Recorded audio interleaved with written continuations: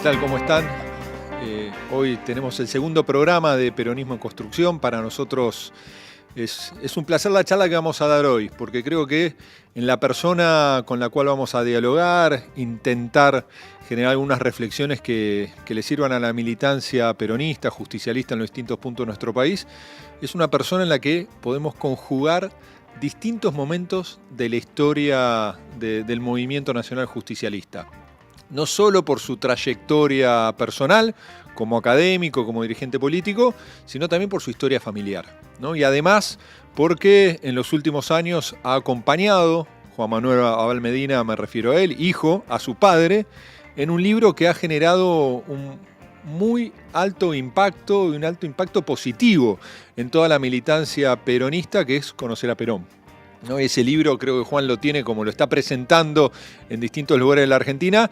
Podemos con Juan, más allá que la idea de este programa es hablar más que nada del futuro, poder transitar un poco aquellos años de la década del 70, ¿no? De la recuperación de la democracia y principalmente poner el foco en lo que fue ese retorno de Perón a la Argentina, los desafíos que se tenían en ese momento, y a partir de la experiencia de Juan y de su formación como uno de los principales académicos intelectuales del peronismo, poder también llevarlo a este presente de enorme complejidad que vive la Argentina. Así que, Juan, un gusto que podamos reflexionar un ratito juntos sobre los desafíos que tiene nuestro peronismo. No, un gusto estar acá y felicitarlos, ¿no? Por esta construcción para dar esta batalla importante que tenemos por delante, que tiene que ver con recuperar el sentido del peronismo, ¿no?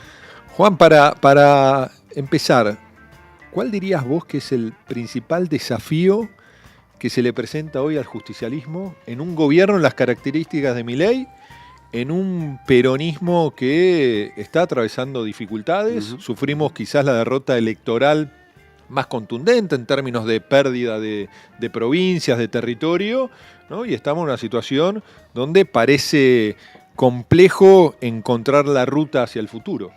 Sí, me parece que siempre mi viejo me contaba que básicamente que la diferencia del peronismo con otras visiones, miradas, ideologías, tiene que ver con que, lejos de una ideología cerrada, terminada, tiene básicamente una doctrina, un conjunto de valores muy profundos, nuestra bandera, nuestros principios, que se van actualizando en el tiempo, ¿no?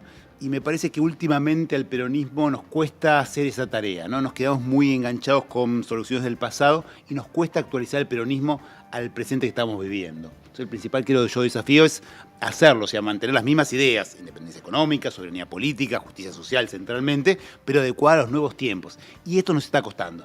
¿Y cuáles deberían ser los pasos que dé nuestro movimiento para lograr ese objetivo, ¿no? Porque hoy el peronismo tiene un liderazgo fuerte, como es el de Cristina Kirchner, ¿no? Con las tensiones también que eso genera hacia otros sectores del peronismo, pero es difícil imaginar cómo logramos, después de la experiencia, uno podría decir, compleja, fallida de los últimos 4 años de gestión, trazar un horizonte, ¿no? hacia los próximos años. Sí, yo creo que la base tiene que ver con, yo digo siempre, ¿no? Mantenernos muy orgullosos de lo que somos, muy orgullosos de ser peronistas, orgullosos de lo que hicimos en la historia, pero no de todo lo que hicimos, ¿no? Reconocernos autocríticamente las cosas que hicimos mal, reconocer que nos equivocamos fuertemente los últimos años en el gobierno y a partir de eso generar una idea de futuro que tiene que ver básicamente con algo muy, muy sencillo, que es recordarle a los argentinos y a las argentinas el mundo en el cual murió Perón, hace 50 años, ¿no? La Argentina que murió Perón. La Argentina que murió Perón, o sea que era gran parte producto de su obra, tanto por lo que había hecho en el gobierno, como las organizaciones sociales que habían defendido eso y los gobiernos que no habían podido cambiar esa Argentina peronista. Era una Argentina que tenía el 5% de pobreza, menos del 1% de indigencia, menos del 3% de desocupación. Era una Argentina con un sistema científico-tecnológico a la vanguardia de América. Se estaba inaugurando la primera central nuclear de Iberoamérica, Tucha, se estaba poniendo en vigencia en Balse la segunda, un sistema educativo y sanitario de vuelta en la vanguardia, un país en el cual existía este 50-50 del general Perón, ¿no? El 50% de la riqueza para los trabajadores y a los empresarios. Esa Argentina en la que el general murió es la Argentina que destruyó la dictadura y que después de la democracia en adelante no supimos, no pudimos cómo volver a construirla. Pero ese legado del peronismo tiene que seguir siendo esa idea, ¿no? Recuperar esa Argentina que nos dé orgullo de vivir, y una Argentina que alguna vez pudimos ser, ¿no? Contra todo lo que se dice, contra todas las mentiras que se reparten todos los días, el presidente es muy afecto, ¿no? Decir que la Argentina, primera potencia mundial 16, un disparate atómico, antes que se votara en la Argentina. La Argentina, cuando logró su máximo desarrollo, fue cuando el pueblo trabajador ocupó una centralidad. Y el peronismo tiene que recuperar eso. Y ahora, si uno piensa también, el mundo del trabajo de la década del 70 es muy distinto a este mundo del trabajo. Nos cuesta interpretar, ¿no? Y inclusive uno lo ve con el último índice de desocupación, que uno pensaba que iba a tener un crecimiento mucho más marcado del que tuvo la desocupación por el impacto de las políticas de Milei, y vemos que la desocupación no creció tanto porque el mercado de trabajo es informal. Totalmente otro, ¿no? Claro. Entonces, ¿cómo se plantea el peronismo frente a ese desafío, la representatividad de esos trabajadores que hoy están en la informalidad? Ese gran desafío que tenemos por delante, mi viejo lo dice, ¿no? ¿Qué es el peronismo? El peronismo es la traducción política, la construcción de una mayoría política a partir de la mayoría social que constituyen los trabajadores formales e informales de la Argentina.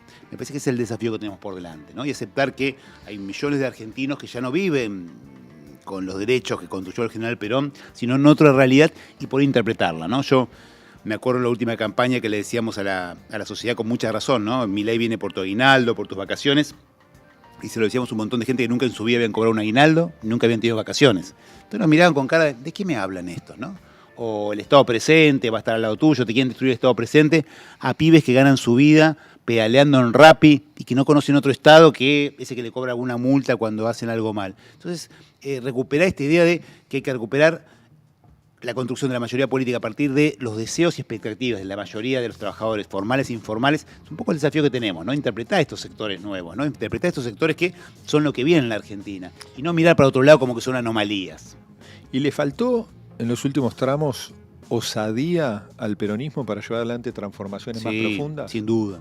Yo creo que lamentablemente en los últimos 4 años el peronismo fue lo que nunca el peronismo puede ser.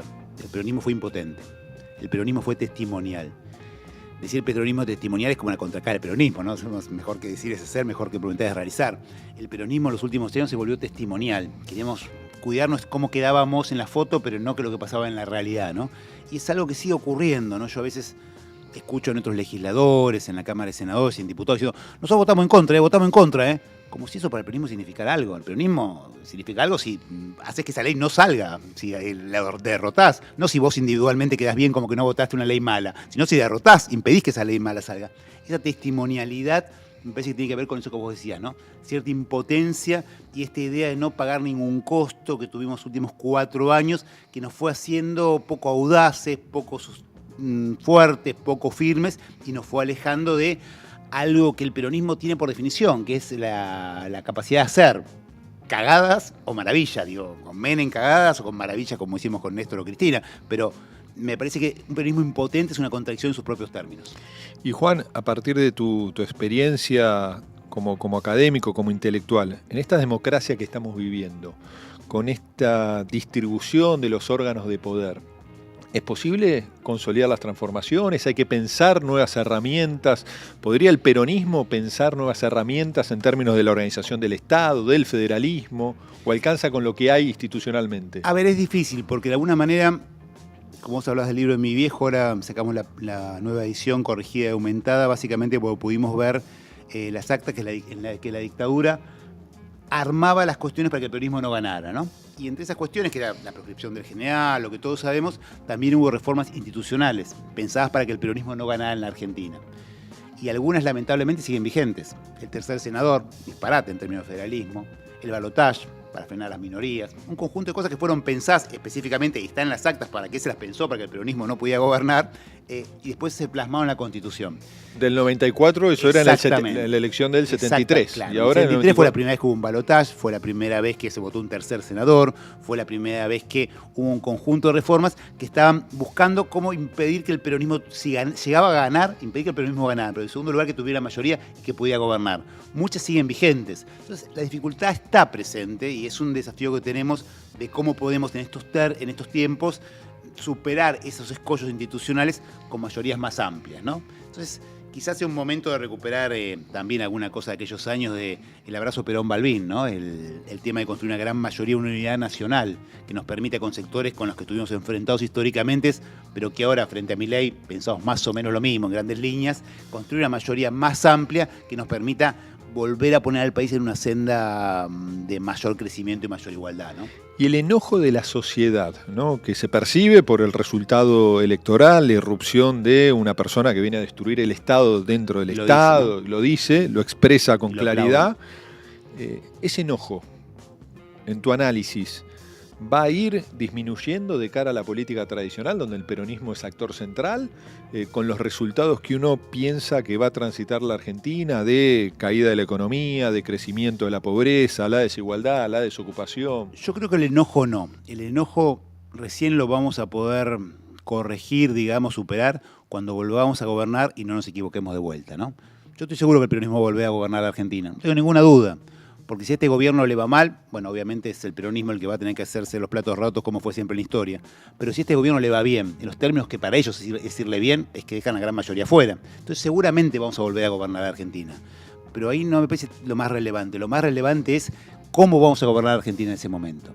Y es a partir de hacer un gobierno que de verdad mejore las condiciones de vida reales de la gente, como nos van a empezar a perdonar, ¿no? Porque de alguna manera creo que lo que no nos perdonan, y tienen razón en no perdonarnos, es que nos pudimos hacer que viviera mejor. Y el peronismo, si no logra que la gente viva mejor, es como una contradicción, ¿no? Me parece que a partir de eso, de cambiar la realidad efectiva de las personas, de los argentinos y las argentinas, es como vamos a poder recuperar eso que se rompió en algún momento, ¿no? Y Juan, y haciendo un ejercicio ficcional, ¿no? A partir de lo que ha sido todo este involucramiento con tu padre, con Juan Manuel, en este libro que ha generado, como decía hoy, tanto impacto y tanto recuerdo de lo que fue esa etapa del peronismo. ¿Qué pensás que desplegaría en este momento un Perón, ¿no? Para revitalizar el partido, su marco de ideas, esas banderas, ¿no? Actualizadas este momento, ¿no? Y me parece que esa es la gran enseñanza del general, ¿no? El general en el 46 hace una política muy distinta a la que hizo en el 52. En el 52 empezaba a haber inflación, había déficit público y se hizo un ajuste. El general hizo un ajuste que en su momento fue muy criticado. Los gorilas nos obligaban a comer pan negro porque había problemas con el trigo. Y realmente la economía empezó a crecer y no cayó nada a la igualdad. El peronismo tiene que recuperar eso, ¿no? Esa audacia para no quedarse con lo establecido, esa audacia para, no, ¿cómo esto no se puede? Todo se puede si no perdemos de vista hacia dónde queremos ir, ¿no? Ese miedo que tuvimos los últimos años, no toquemos nada, no cambiemos nada.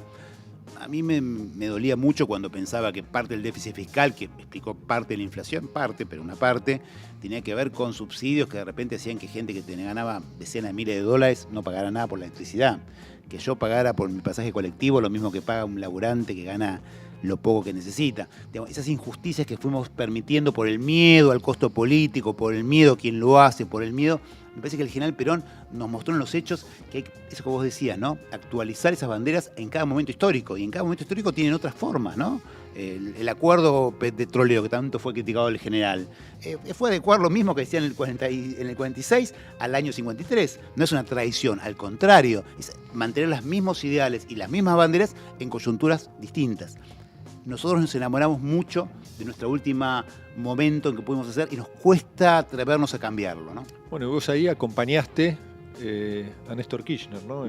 Si mal no recuerdo, en todo su paso por la UNASUR. UNASUR, el PJ y la Cámara de Diputados, ¿no? La Cámara de Diputados, bueno. Hacíamos las tres funciones así a las corridas. Que debe haber sido, y también para tu familia, me imagino, ¿no? Porque en una dimensión parecida, ¿no? Tu padre fue una especie de secretario político en otras condiciones, pero también del general. Y también haciendo ese ejercicio ficcional, ¿no? Con Néstor Kirchner, ¿no? ¿Cómo sería un Kirchner en este momento en la necesidad que está a la vuelta de la esquina, ¿no? De repensar el peronismo, que es la tensión que tiene nuestro movimiento? No solo al partido como un instrumento electoral, sino el espacio donde podamos construir programa y una nueva mayoría, con esta amplitud que estás planteando, para ofrecerle a la sociedad una alternativa clara y construir una nueva mayoría en el 27, sabiendo que la Argentina que va a recibir el peronismo, si logra hacer eso, cada vez peor. Cada vez peor, ¿no? Totalmente. Yo siempre digo que Néstor fue el Perón de nuestro tiempo, fue el Perón que nos tocó conocer. Cuando trabajaba con mi viejo en los borradores, se veía las reuniones, me era imposible no sentirme identificado, ¿no? Muchas veces, muchas de las charlas que él tenía, muchas de las cuestiones que él tenía, las discusiones, obviamente salvando diferencias históricas, no digo con Perón Néstor, la mía con mi viejo, pero había mucho de esa misma discusión sobre cómo poder de verdad impactar sobre la realidad, ¿no? Y me acuerdo permanentemente que Néstor era claramente eso, ¿no? Néstor era el que veía en cada momento histórico con su propia especificidad, ¿no? Néstor asumió en Santa Cruz y cuando gobernó Santa Cruz al principio hizo lo contrario a lo que después hizo en la Casa de Gobierno, en el Gobierno Nacional. Muchos decían, ven, es un mentiroso. Al contrario, eso es un peronismo. En cada momento histórico te acuerdas condiciones que vos tenés, interpretás en la misma dirección, llevás al carro en la misma dirección, pero con herramientas distintas. Me parece que eso es un poco lo que perdimos con Néstor, ese pragmatismo de las acciones, pero muy contundencia de los fines y la cosa, ¿no? De alguna manera nos fuimos perdiendo esa fuerza que Néstor nos hacía permanentemente, ¿no? Interpretar los tiempos que nos toca vivir con las mismas ideas, pero interpretadas a cada momento histórico, ¿no? Y después la vida te dio la responsabilidad y la oportunidad de ser jefe de gabinete, ¿no? Con Cristina. Sí. Coordinar la campaña, primero en lugar esa campaña de 2011. La campaña del 2011. Claro. Y después la de... la de 2011. De 2011, cuando ese 54% de verdad, ¿no? Yo siempre escucho, Milei sacó el 56%, la elección más grande de la historia, 56% en segunda vuelta. Cristina sacó el 54% en primera vuelta, después o sea, como de primera Perón, opción. Después del 62 de Perón fue de primera opción de los argentinos, sí, no sí. descarte, votos que la votaban efectivamente y más de 30 puntos sobre la segunda opción, ¿no? O Néstor hubiese sacado, si Menem no hubiese renunciado, 70%, Claro, pero nunca se dio ese escenario. Pero no se dio, exactamente. Ahí se dio, pudimos coordinar esa campaña, una campaña que me enorgullece mucho porque fue una campaña muy propositiva, muchos se acuerdan, ¿no? Las fuerzas, ¿no? Que había un montón de imágenes de la gente, no eran imágenes de la sociedad, ¿no? Me acuerdo del acto de cierre que hicimos, en los cuales nadie sabía cómo iba a ser, y venían todos los ministros, se querían sentar arriba, y no pueden, me miraban con cara de orto, pero yo los mandaba a sentarse abajo, porque arriba se sentaron los que eran las fuerzas, los jóvenes, los médicos, los que hacían los satélites, los hijos, nietos recuperados. Es una recuperación muy fuerte de ese espíritu, que después intentamos plasmar en el gobierno, en una situación compleja, ¿no? Porque obviamente Néstor y Cristina siempre construyeron en conjunto, eran una pareja política, entonces cada uno sabía hacer algo que el otro no hacía, entonces lo que no sabía hacer Cristina lo hacía Néstor y viceversa, entonces era complejo en ese momento y me parece que ninguno de los que estuvimos ahí al lado fuimos capaces de completar eso que no teníamos, que era muy difícil, ¿no? Porque era nada más y nada menos que Néstor Kirchner, ¿no? Ahora, Juan, el segundo mandato de Cristina Kirchner es quizás el mandato que intenta asumir las transformaciones más profundas, más allá de si se logran o no. Y para hacer un paralelismo, creo que lo mismo le pasó a Michelle Bachelet en Chile. Y muchos ponen la crítica, como reconocían, por ejemplo, el primer mandato de Bachelet, ¿no? Que quizás era más socialdemócrata, por decirlo de una manera. Más moderado. Más moderado. Y el segundo, en algunas cosas, con el estilo de Chile, con la complejidad parlamentaria que tiene ese país, con el corset de la constitución de Pinochet, avanzó mucho más, ¿no? Y generó muchas más tensiones y mucho más cuestionamientos. ¿Por qué te planteo esto? Porque cuando uno pretende avanzar más en transformaciones que quizás ponen en riesgo el status quo, los poderes más preestablecidos, la división tradicional de roles en la sociedad, es cuando se generan también tensiones. Las mayores tensiones. Totalmente, ¿no? Claro. Y no puede ser de otra manera, eso es natural, es lógico.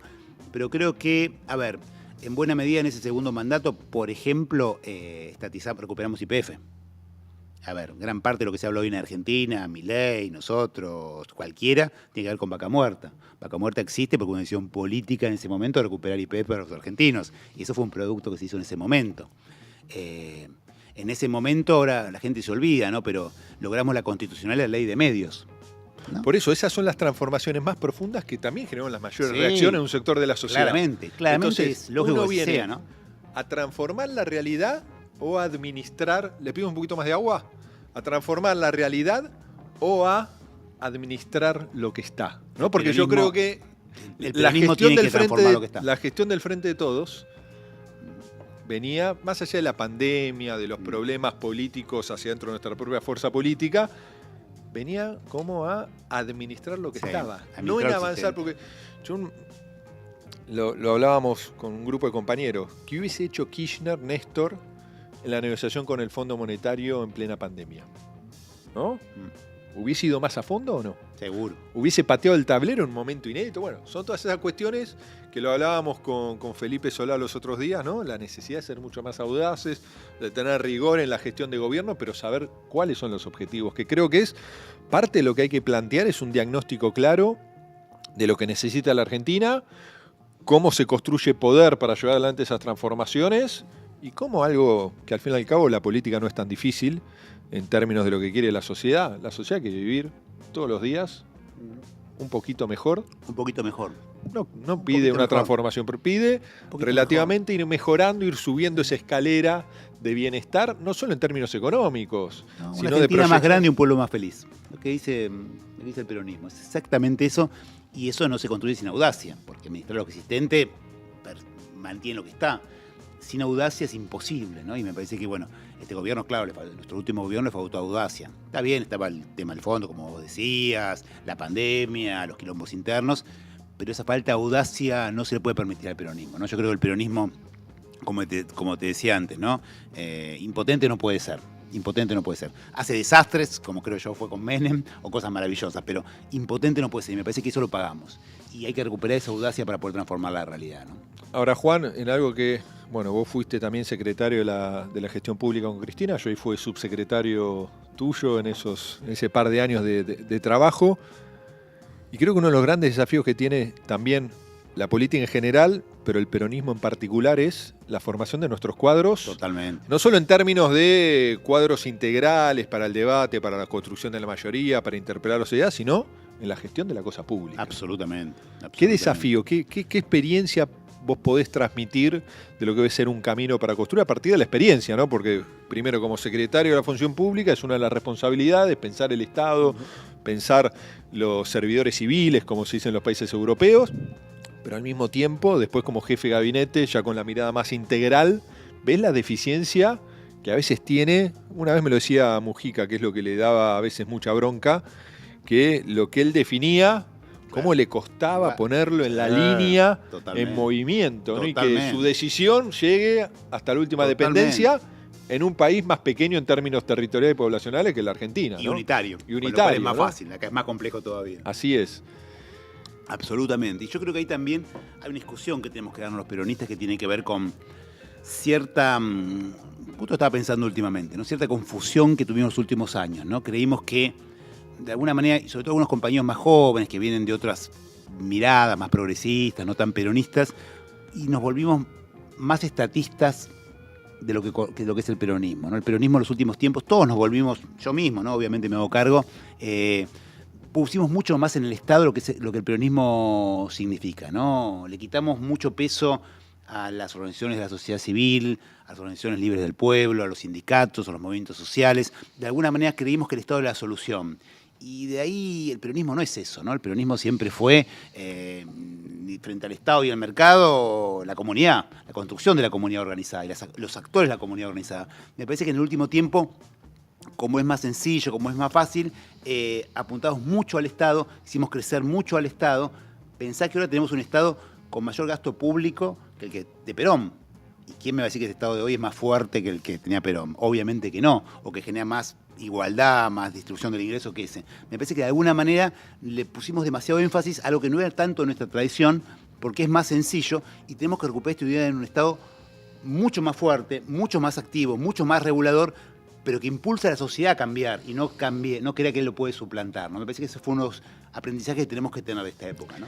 Y ese Estado, ¿no? ¿Cómo desde una política que debe revalidarse, además por el sistema electoral argentino, cada 2 años? Complicado, ¿no? complicado. Frente a ciertos poderes permanentes, ¿no? Digo, ¿cómo se genera ese equilibrio? Porque cuando uno ve, inclusive reformas que se llevaron adelante, que son vistas como reformas extremas, por ejemplo, la gestión de Cristina, la ley de medios.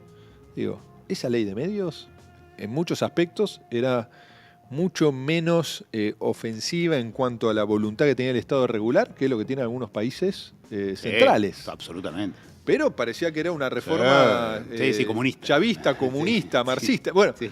¿cómo se genera esa situación, ¿no? de construir un Estado que no tiene a veces la capacidad de, a partir de él, del poder de la política, genera esas condiciones de regulación positiva? Es muy difícil, pero creo que se puede. De vuelta, uno se olvida ahora porque después no pudimos hacerlo, nos confundimos sobre el final, pero el año 2013, incluso después de la derrota legislativa, logramos que la Corte Suprema declarara constitucional la ley de medios. Después no fuimos capaces, por algunos problemas, nunca se entendió muy bien por qué, de hacerlo real, ¿no? Pero logramos ganar esa batalla. O sea, nos costó, fue difícil, habremos pagado un costo político, pero Cristina nunca tuvo dudas, nos quedamos con pila de causas judiciales, yo tengo la causa del 7D, un montón de causas judiciales por hacerlo, pero lo logramos hacer.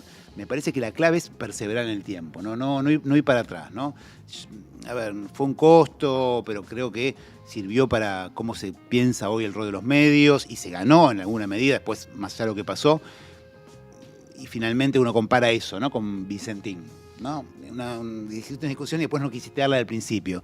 Las discusiones hay que darlas, importantes hay que dar. Hay que saber cuáles son las discusiones. No dar cualquier discusión por cualquier discusión, pero las discusiones que uno considera centrales hay que poder darlas y trabajar para ganarlas, y se pueden ganar. Me parece que esa es la clave. Sí. Yo creo que es uno de los grandes desafíos, ¿no? Ahora, se vincula esto que vos planteás también a cómo dotamos al Estado de las herramientas, de los cuadros políticos con conocimiento para la gestión. Exacto. Análisis, diagnóstico, claro, y decisión. Claro. Y sostenerla, ¿no? Más allá de que después pueda cambiarla, si cambia radicalmente la correlación de fuerza en determinado momento. Y con una discusión.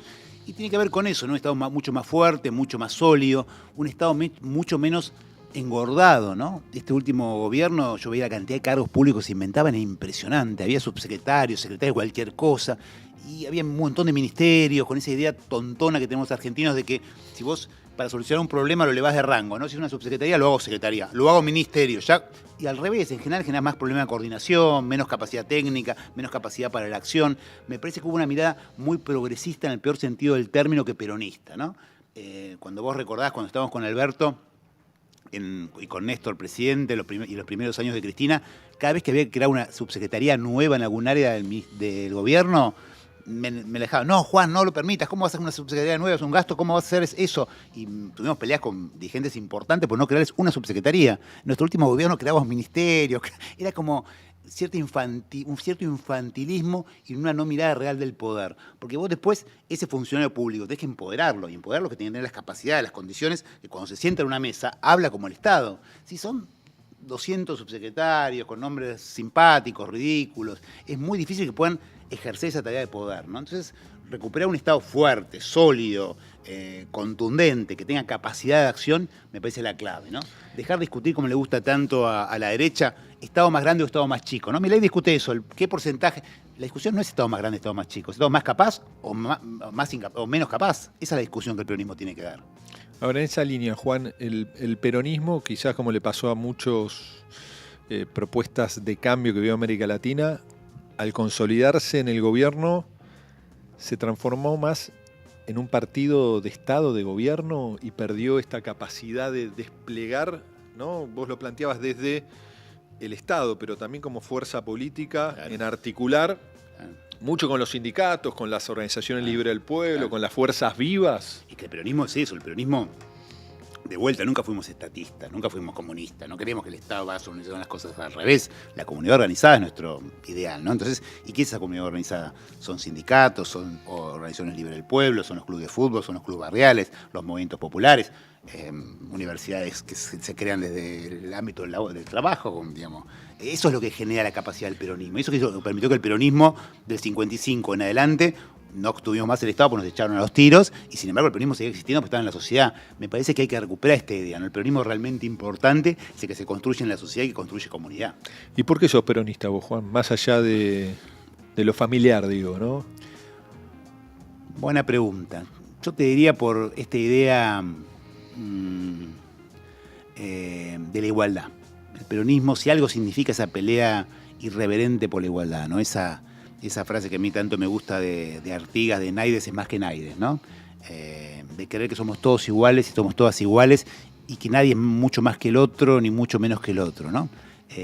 Guillermo O'Donnell, mi maestro académico, que no es para nada peronista, pero hizo un trabajo muy interesante que se llamaba A mí qué mierda me importa.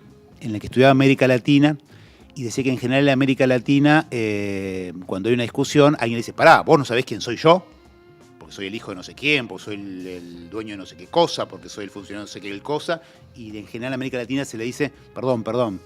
En Argentina la respuesta es, ¿y a mí qué mierda me importa? Y esa frase es el peronismo, decirle, ¿qué mierda me importa quién sos? Si yo tengo razón, te voy a decir la razón porque yo tengo razón. Esta idea de igualdad que representa el peronismo es lo que nos hace distintos a nivel de nuestra región y nos enorgullece, y es lo que creo yo que hace que el peronismo sea invencible, porque esa pelea por la igualdad es la que viene desde el fondo de los tiempos y que la vamos construyendo con ponchazos, porque incluso en estos 4 años que fueron tan deficientes en muchos aspectos, en términos de igualdad, en el término de género, por ejemplo, sí se avanzó y fue muy importante, el tema del derecho al aborto, el tema de las identidades de género. Digo, esa pelea por la igualdad es la que vale la pena, y el peronismo la expresa, digamos, eso se evita, eso es el 17 de octubre. Es la igualdad y con un sujeto, que son los trabajadores. Perón salió el 17 de octubre en esa bendita plaza que todos recordamos, esas imágenes en blanco y negro, ¿no? Medio borrosas, y cuando no dijo compatriotas, no dijo ciudadanos, dijo trabajadores, y construyó un sujeto. Ese sujeto es el pueblo trabajador peronista, y es el que tenemos que reconstruir para volver a transformar la realidad. Y con lo que transitaste vos en tu niñez y en tu adolescencia, ¿no? Que fueron difíciles, tu viejo tanto tiempo en la Embajada de México, ¿no? Esperando 6 añitos. El salvo, récord mundial tiene. El salvoconducto. Que no vaya a la torre por unos meses. ¿No llegaste a despreciar a la política y al peronismo en algún momento? No entendía en eso bien qué era, no entendía. Mi viejo al principio nos mandaba cartas como que estaba trabajando en México. No podíamos decir que éramos Abal Medina, éramos Abal, nadie sabíamos, nos escondíamos en un campito ahí, un pueblo que siempre voy a recordar con muchísimo cariño, que fue el pueblo de Navarro, que nos puso con mucha alegría. Después nos acompañamos a México, y cuando acompañé a mi viejo a México, sí, no me interesaba nada la política, era todo malo. Volvimos a Argentina y volví a la escuela secundaria y de repente me puse a militar y no me di cuenta y ya estaba militando. ¿En qué año era eso? El año 85.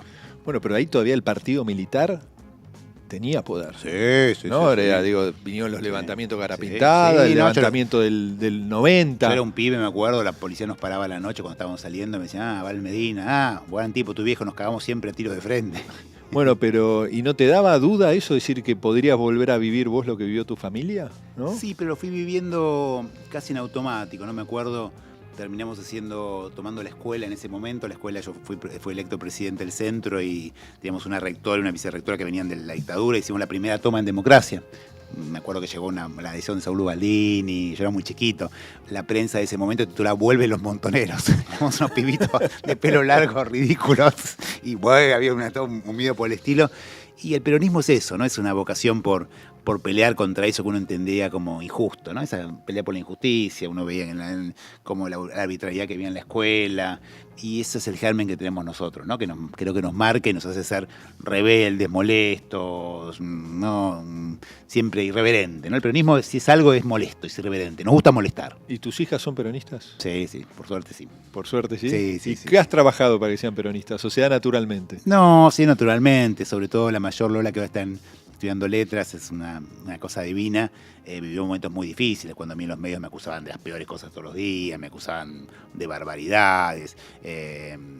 Tenía actos escolares cuando yo iba a ir preso, supuestamente por alguna causa, en el medio de todo. Vivió muy, muy difícil y sin embargo canta la marcha con una alegría que me genera un amor enorme, ¿no?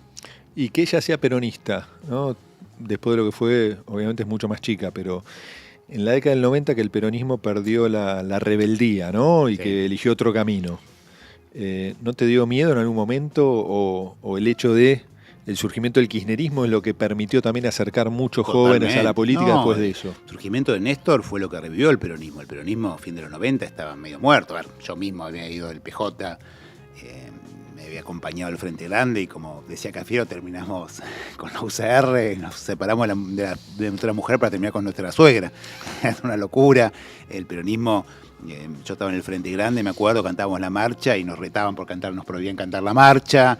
Afuera nadie se entendía. Néstor fue el que nos devolvió al peronismo su lugar, ¿no? Sin ninguna duda. Y eso creo que si el peronismo hoy sigue vivo, es por el 17 de noviembre del 72, porque Perón volvió a la Argentina y porque en el 2003 apareció Néstor, que le volvió al peronismo esta idea de transgresión y de pelea por la igualdad, ¿no? Sin ninguna duda, ¿no? Y Néstor digamos, yo nunca voy a dejar de estar tan agradecido a la vida por haber tenido esas oportunidades de convivir con Néstor, esas experiencias, el acuerdo de paz Venezuela-Colombia, esas cosas que Néstor hacía que eran hacer magia, ¿no? Y para mí era, obviamente, como militante peronista, encima politólogo y joven, era como vivir en Disneylandia, digamos. No, y en lo que fue esa década de transformación, de recuperación del tiempo perdido para América Latina, ¿no? Sí, impresionantes cenas con Hugo ahí en Miraflores, reuniones de discusión con Lula al día siguiente, con Néstor manejando las cosas. La verdad que uno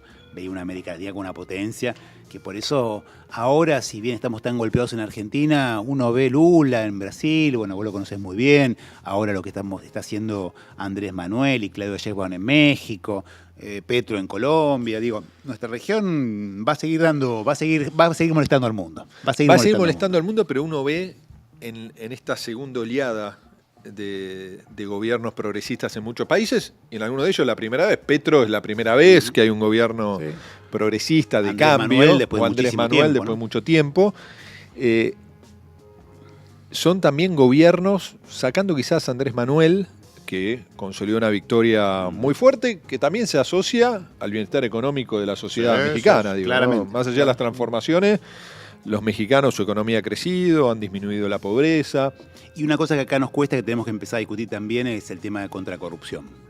Es unas banderas centrales de Andrés Manuel, una bandera central de Claudia Sheinbaum, son muy claros en eso, ¿no? El primero que mete la mano en la lata es castigado, lo empiezas del ejemplo, ¿no? Andrés Manuel vive como, digamos, ni siquiera tiene vivienda, se fue a vivir en una dependencia de lo que es la casa de gobierno en el Zócalo, y hacen de la austeridad y de no pagar un peso que no sea suyo algo muy importante. Entonces eso le quita muchos argumentos a la derecha, porque la derecha está muy acostumbrada a construir contra nosotros, ¿no? De la corrupción, desde que siempre fue la bandera. Ser excesivamente cuidadosos en eso también es un camino interesante que están mostrándonos México, ¿no? Y en estos gobiernos, porque si uno sale de Centro Norteamérica y se posa más en Sudamérica, uno observa que estamos viendo gobiernos de cambio con una potencia de transformación inferior a los que se vivieron en la primera década del milenio, ¿no?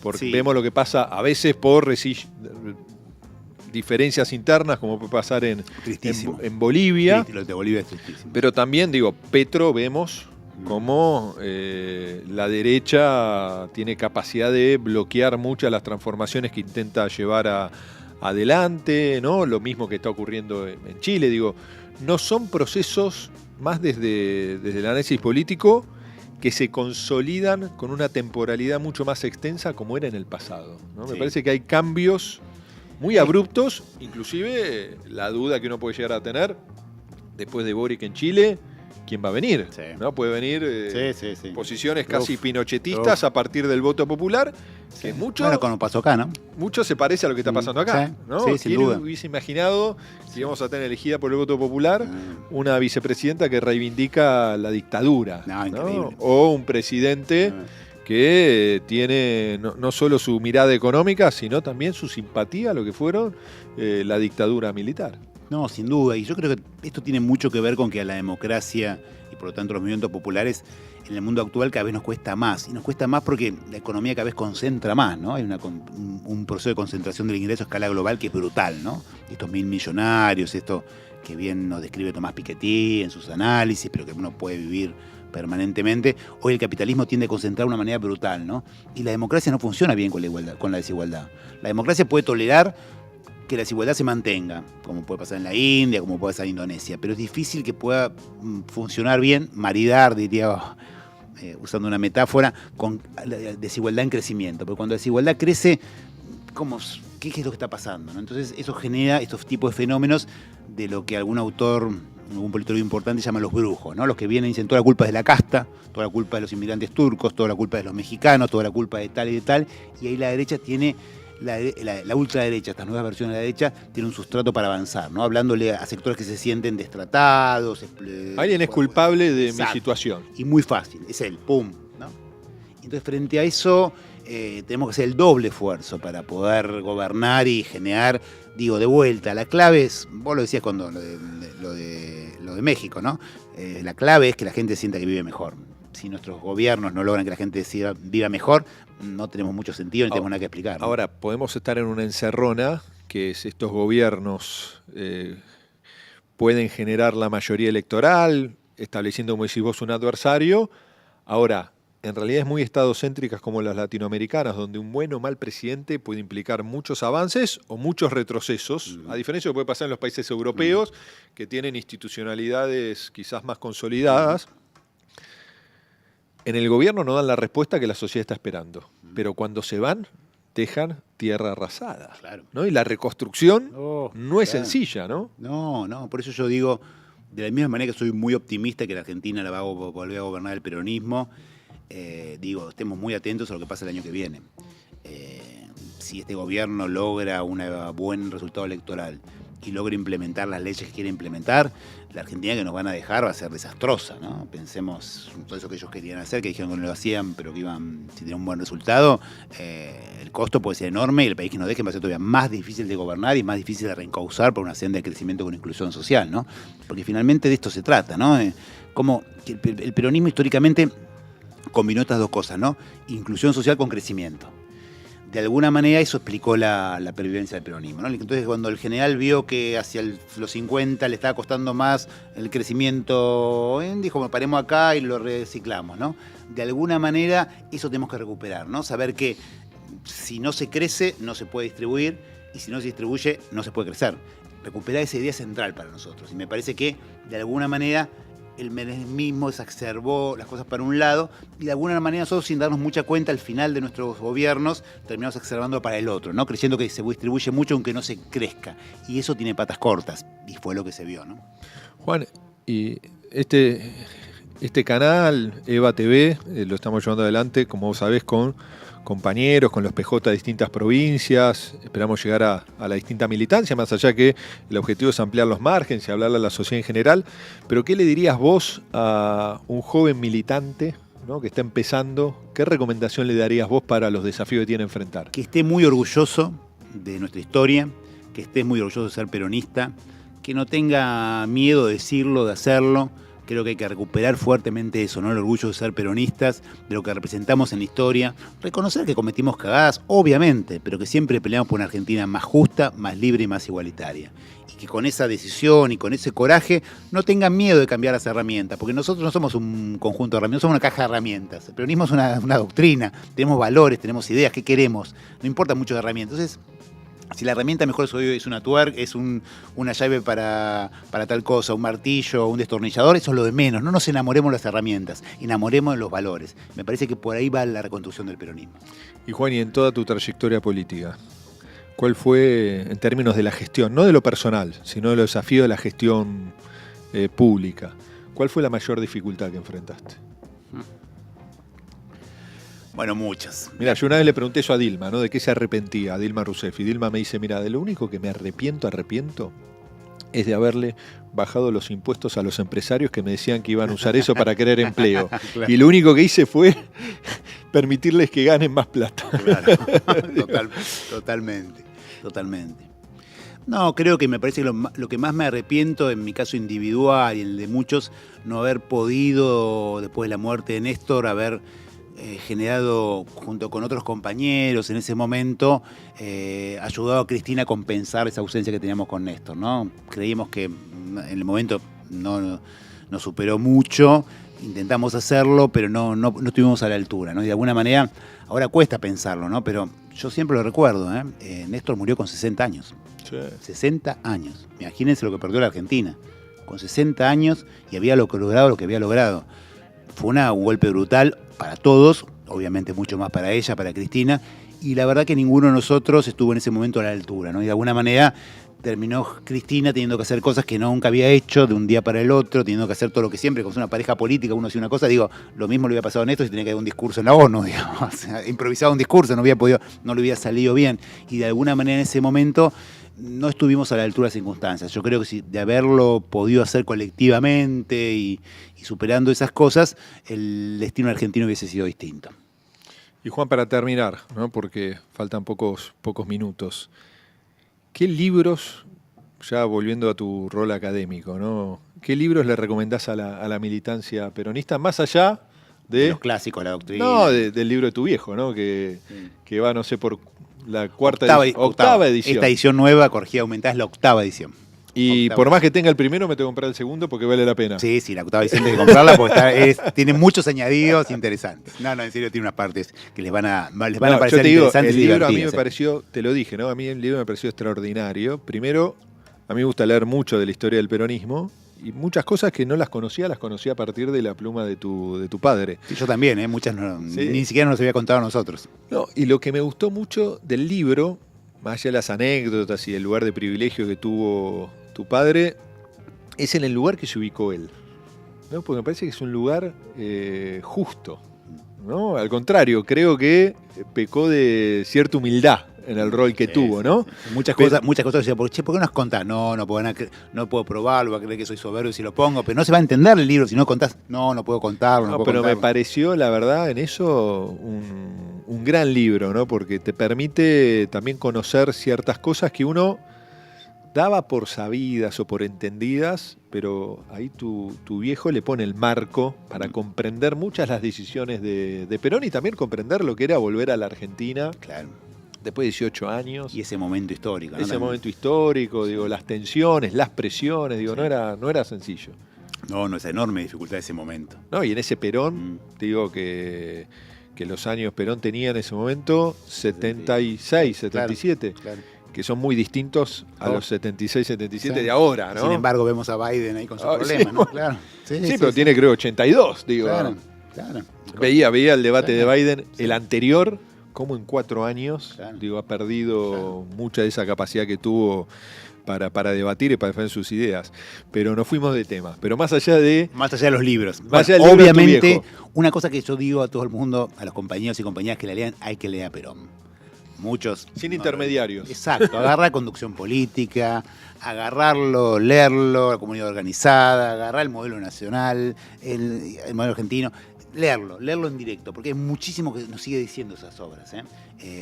La comunidad organizada es un texto maravilloso, es un texto que, para que se entienda, es anterior a la marcha peronista. Fue un congreso internacional de filosofía que cerró el General, leyendo parte de esta obra, anterior a que existiese Combatiendo el Capital, ¿no? Estamos hablando de ese principio fundante tan interesante. Y es un libro de política, de construcción política que habla de amor, ¿no? De amor, ¿no? ¿Cuántos libros hablan de amor? Eso es el peronismo. Entonces, volver a leer el General me parece clave, me parece importantísimo. Y después, si me preguntás más en textos académicos, ya como politólogo, yo le recomendaría a todos los que se interesan en este tipo de cuestiones leer una conferencia de un autor que no tiene nada que ver con nosotros, un alemán, sociólogo, que se llama Max Weber, que tiene una conferencia que se llama La política como vocación, que es maravillosa, que termina con una frase que para mí es clave, que dice que la humanidad nunca hubiera alcanzado lo posible si no hubiese peleado una y otra vez por alcanzar lo imposible. Y eso es un poco la síntesis de la política, ¿no? Cosas que nos parecen imposibles hoy, si no las peleamos van a seguir siendo imposibles, ¿no? Cuando yo digo siempre, ¿no? ¿Cuántos años terminar con la esclavitud era imposible? ¿Cuántos años el voto femenino era imposible? ¿Cuántas veces que los trabajadores podían organizarse en sindicatos era un imposible? Bueno, hubo luchas para hacer eso, ¿no? Entonces me parece que ese texto es muy lindo y lo recomiendo, y es una conferencia. Que las luchas del presente son los derechos del mañana, ¿no? Claro, exactamente. Y cómo se cambia. Exactamente. Bueno, y creo que nuestra historia como peronistas es eso, ¿no? Es hacer posible lo imposible, y cómo de este país, en el fin del mundo, se generó quizás uno de los movimientos políticos más transformadores en la historia de, sin lugar a dudas, nuestra América Latina, pero con la continuidad que tiene el peronismo, ¿no? La vigencia, pues son de vuelta, son principios que tienen que ver con otra idea de humanidad, con otra idea de lo que somos, con esta idea profunda de igualdad, que finalmente es lo que viene atrás, muy atrás en el tiempo, ¿no? Cuando hace 2500 años a algunos griegos se les ocurrió inventar esto que hoy llamamos democracia, ¿no? ¿Qué decía? Bueno, ya no tienen que gobernar los dioses o los más capaces, tenemos que gobernar entre todos. Y de ahí en adelante esa idea de igualdad fue explotando de distintas maneras, y explotó de una forma tan maravillosa en la Argentina porque hubo alguien que en ese momento supo interpretarlo y construyó la doctrina y las organizaciones que la hicieron mantener en el tiempo, ¿no? Así que nuestra tarea es muy difícil, obvio, pero las bases están. Bueno, muchas gracias, Juan. Un No, al placer contrario. conversar contigo. Así que, bueno, aprovecho, ¿no?, para decirle que nos sigan en todas las redes sociales, en Eva en Vivo, en Twitter, en Facebook, en TikTok, en Instagram. Para nosotros es muy importante que se suscriban al canal de YouTube y también que puedan ingresar a la página web de Eva TV, evatv.com.ar. Ahí se pueden afiliar, acompañar esta iniciativa. Y al mismo tiempo, por supuesto, también aquellos que quieran participar en las distintas instancias de formación que llevamos adelante en la Escuela Justicialista Néstor Kirchner. Ahí está toda la oferta de los distintos cursos que llevamos adelante y eso creemos que es fundamental en un proyecto colectivo, ¿no?, con compañeros de La Rioja, de Formosa, de Catamarca, Tierra del Fuego, Santa Cruz, de las 23 provincias de la Ciudad de Buenos Aires, para plantear esto que decía Juan Manuel, ¿no?, la necesidad de construir entre todos el futuro del peronismo. Así que muchas gracias, Juan. Al contrario. Esperemos verte Acá con estaremos alguna nuevamente. propuesta acá también en Eva TV, que creo que sos uno de los intelectuales que tiene mucho para darle en cuanto a reflexión a nuestra militancia. Así que bueno, un abrazo para todos y todas y gracias por acompañarnos. Fuerte abrazo.